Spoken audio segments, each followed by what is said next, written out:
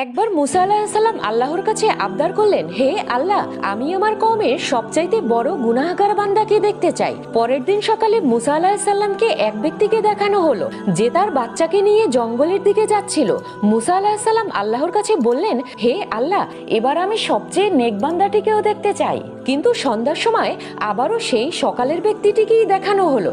মুসা আলাইহিস সালাম আল্লাহকে প্রশ্ন করলেন, এটা কি হলো? তখন আল্লাহ তাআলা বললেন, ওই ব্যক্তির ছেলে তাকে প্রশ্ন করেছে, বাবা, জঙ্গলের চেয়ে বড় কি? বাবা বলল, পাহাড়। ছেলে বলল, পাহাড়ের চেয়ে বড় কি? বাবা বলল, আসমান। ছেলে বলল, আসমানের চেয়ে বড় কি? বাবা কেঁদে দিয়ে বলল, তোর বাবার গুনাহ।